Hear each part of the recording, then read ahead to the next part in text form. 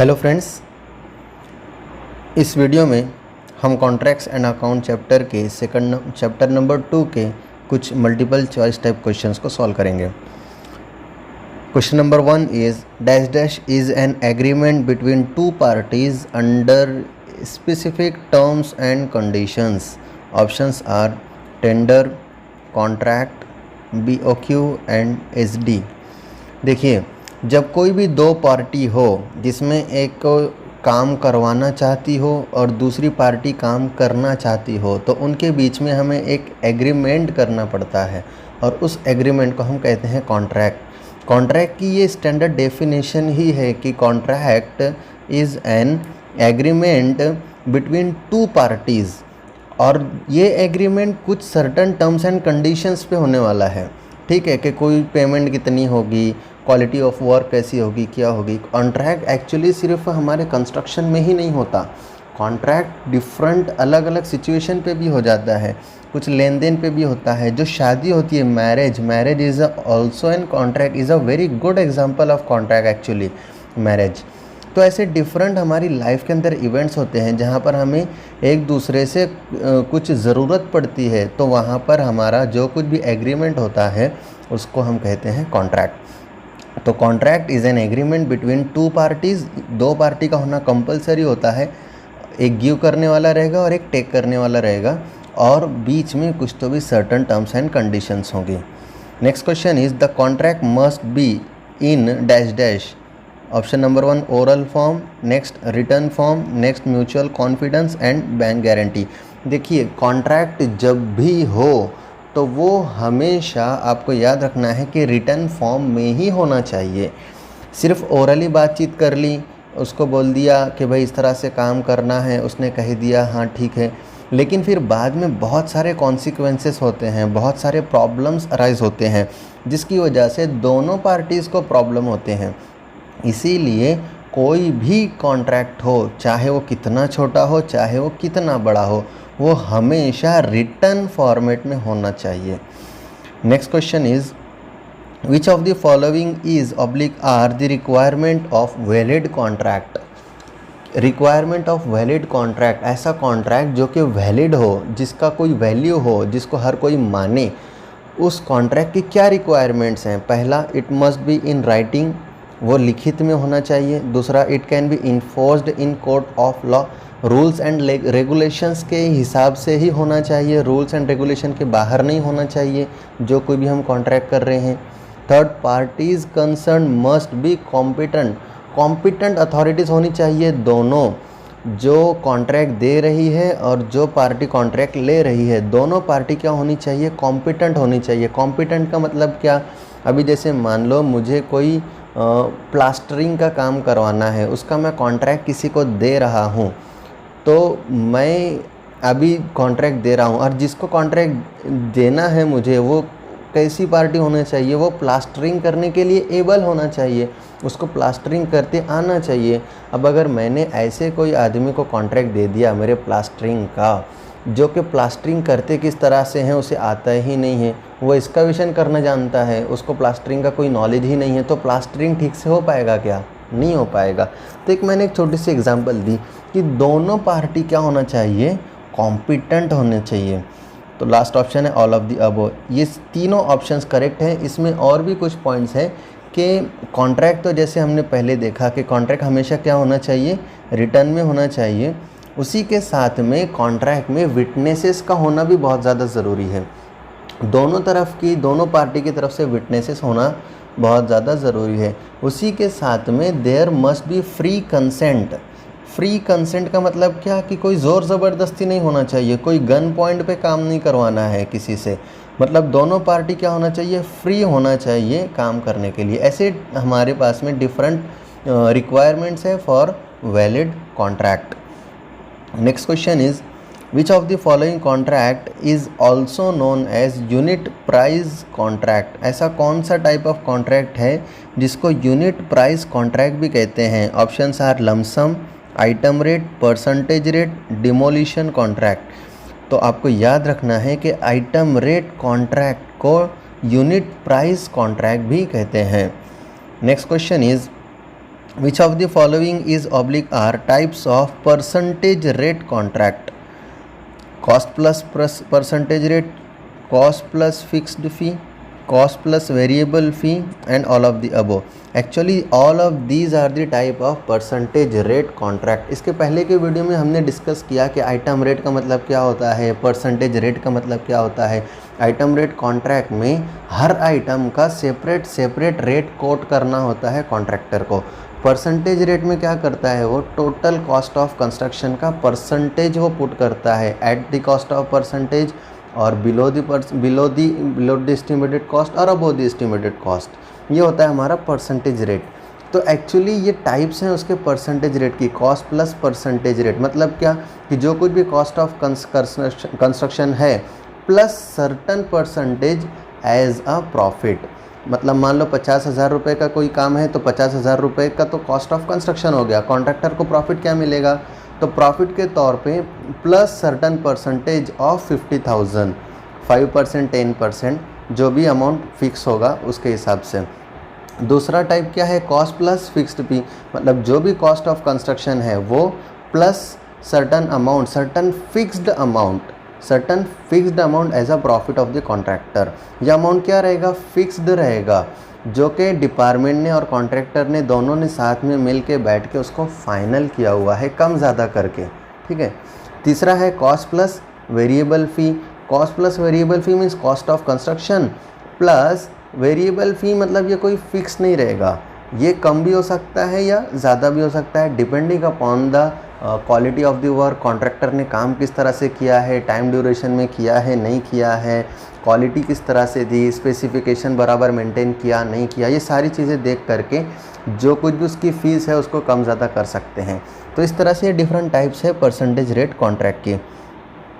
Next question is, in which of the following type of contract the contractor has not to bother about the fluctuations in the market rate of material?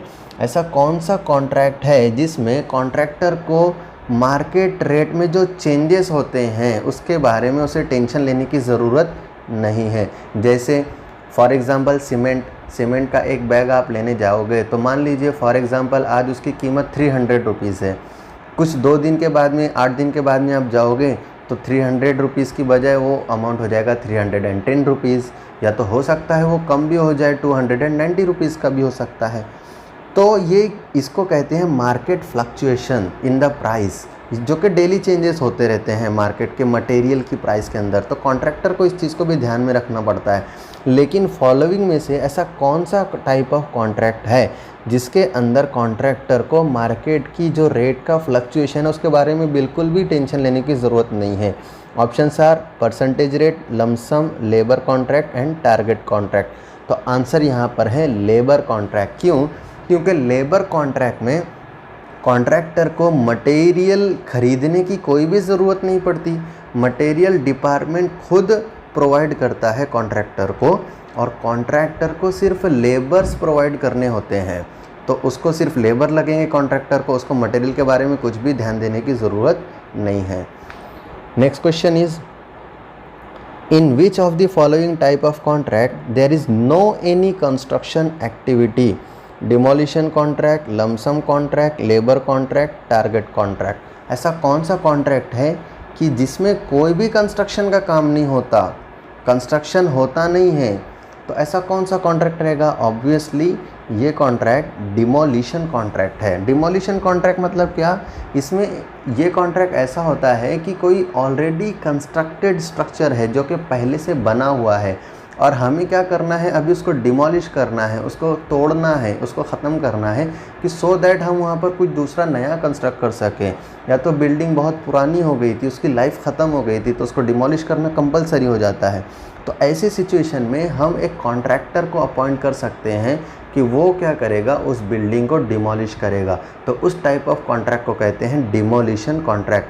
और उसके अंदर तो कोई construction तो होगा नहीं, contractor क्या करेगा, जो बिल्डिंग कंस्ट्रक्टेड है ऑलरेडी उसको क्या करेगा, डिमोलिश करेगा। उसके अंदर डिमोलिशन कॉन्ट्रैक्ट में वेरियस कंडीशंस भी आ सकती हैं कि जो यूज़फुल मटेरियल है वो कौन लेगा, ओनर लेगा या कॉन्ट्रैक्टर लेगा, व्हाट एवर में बी द कंडीशंस उसमें हम डिफ़ाइन कर सकते हैं। Next question is which of the following form of contract gives encouragement to the contractor to use his skills and experience। ऐसा कौन सा कॉन्ट्रैक्ट है जिसमें कॉन्ट्रैक्टर को एक इंकरेजमेंट मिलती है, एक प्रेरणा मिलती है, क्या कि वो अच्छी अपनी जो सारी की सारी स्किल है, टेक्निकल नॉलेज है, जो कुछ भी उसका एक्सपीरियंस है, वो सारा का सारा यूज़ करे और अच्छी क्वालिटी के साथ में कम से कम पैसों के साथ में उस काम को कंप्लीट करे। तो ऐसा कौन सा टाइप ऑफ कॉन्ट्रैक्ट है? Options are demolition, lump sum, labour and target. तो आपको याद रखना है ऐसा टारगेट कॉन्ट्रैक्ट है। टारगेट कॉन्ट्रैक्ट में कॉन्ट्रैक्टर को एक प्रेरणा मिलती है, इनकरेजमेंट मिलती है क्वालिटी में काम करने के साथ में, क्योंकि उसमें क्या होता है कि टारगेट कॉन्ट्रैक्ट में कॉन्ट्रैक्टर को और भी कुछ बेनिफिट्स मिलते हैं। मैं आपको एग्जांपल के साथ में समझाता हूँ कि कॉन्ट्रैक्टर को इनकरेजमेंट किस तरह से मिलेगी। मान लीजिए कि कोई कंस्ट्रक्शन करना है डिपार्टमेंट को, पीडब्ल्यूडी डिपार्टमेंट को, और उसकी जो कॉस्ट ऑफ कंस्ट्रक्शन है वो 50,000 रुपीज़ है। अब डिपार्टमेंट ने कॉन्ट्रैक्ट दिया, लेकिन कौन से टाइप ऑफ कॉन्ट्रैक्ट दिया है? टारगेट कॉन्ट्रैक्ट दिया हुआ है। और किस तरह से कंडीशन है कि कॉस्ट जो कुछ भी लगेगी, cost plus 20% of cost as a fee. 20% क्या है? ये कॉन्ट्रैक्टर का प्रॉफिट है, और प्लस अभी टारगेट कर रहे हैं ना, तो जो कुछ भी कॉस्ट ऑफ कंस्ट्रक्शन है प्लस 20% ऑफ कॉस्ट एज फ़ी, ये क्या हो गया? कॉस्ट प्लस फिक्स्ड फ़ी हो गया, जो कि हमने इसके पहले डिस्कस किया, कॉस्ट प्लस फिक्स फ़ी कॉन्ट्रैक्ट। लेकिन ये टारगेट कॉन्ट्रैक्ट है, तो इसके लिए यहाँ पर प्लस सर्टन कंडीशन लगा दी है डिपार्टमेंट ने।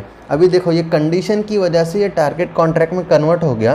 कंडीशन क्या है कि पहली condition, if in saving then contractor will get 20% of cost as fee plus 25% of saving. मतलब क्या कंडीशन क्या है कि पहली कंडीशन, अगर कॉन्ट्रैक्टर ने सेविंग में काम किया, सेविंग का मतलब क्या? अभी कॉस्ट ऑफ कंस्ट्रक्शन हमारी क्या है? 50,000 रुपीज़। कॉन्ट्रैक्टर ने इससे कम में काम करके दे दिया, मान लो उसको कंप्लीट कर दिया 40,000 रुपीज़ में, तो क्या हो गया? ये कम में काम कर दिया उसने, तो 50,000 माइनस 40,000 मतलब पैसे बचे कितने डिपार्टमेंट के? वो है 10,000 रुपीज़। तो ये 10,000 रुपीज़ को हम कहते हैं सेविंग। और अगर मान लो कॉन्ट्रैक्टर ने 50,000 से ज़्यादा में काम किया, 60,000 में काम किया, तो यहाँ पर क्या कर दिया उसने? ज़्यादा पैसे खर्च कर दिया ना। तो 50,000 से कितना ज़्यादा पैसा बढ़ा हुआ है? 10,000 पैसा बढ़ा हुआ है। तो ये 10,000 रुपीज़ का जो अमाउंट है, इसको हम कहते हैं एक्सेस। तो सेविंग और एक्सेस का मीनिंग आप समझ गए हुए हैं। तो कंडीशन क्या है पहले कि अगर कॉन्ट्रैक्ट ने सेविंग में काम किया, मीन्स जो कॉस्ट ऑफ कंस्ट्रक्शन है उससे कम में काम कर दिया, तो उसको कितना पैसा मिलेगा? पहला 20% ऑफ कॉस्ट एज अ फ़ी, जो कुछ भी कॉस्ट उसकी लगी है उसका 20% उसको फ़ी के तौर पे, और प्लस 25% ऑफ सेविंग। देखो इसका मीनिंग क्या होता है, हम एग्जांपल से मैं इसको क्लियर कट बता दूंगा। ये एक कंडीशन, और दूसरी कंडीशन ये है कि अगर इफ़ इन एक्सेस, और अगर कॉन्ट्रैक्टर ने एक्सेस में काम किया है, मीन्स 50,000 से ज़्यादा में उसने काम कंप्लीट किया हुआ है, तो कॉन्ट्रैक्टर को क्या मिलेगा कि 20% of cost as a fee. और ये कॉस्ट कौन सी रहेगी? जो कॉस्ट ऑफ एस्टिमेट है, डिपार्टमेंट ने जो कॉस्ट दी है वो, this 20% of cost as a fee, और माइनस हो जाएगा 25% ऑफ एक्सेस। जितने अमाउंट से एक्सेस हुआ है उसका 25% अमाउंट क्या हो जाएगा? माइनस हो जाएगा। तो देखो एग्जांपल से ये क्लियर हो जाएगा, तुम्हें बिल्कुल भी डरना नहीं है, बहुत सिंपल है। देखो केस 1 में क्या है, अगर मान लो कॉन्ट्रैक्टर ने उसकी स्किल को यूज़ किया, उसके नॉलेज को बहुत अच्छी तरीके से यूज़ किया, और वो जो काम जो 50,000 का था उसने कंप्लीट कर लिया 40,000 में। मतलब क्या? सेविंग कितनी कर दी उसने? 50,000 का काम था, 40,000 में कर दिया, मतलब सेविंग उसकी हो गई 10,000 रुपीज़ की, 10,000 रुपये की। तो उसके बेस के ऊपर से कॉन्ट्रैक्टर को कितना पैसा मिलेगा? 20% of cost plus 25% of saving. ये कंडीशन थी, पहली कंडीशन में आ जाएगा वो, क्योंकि वो सेविंग में काम कर रहा है।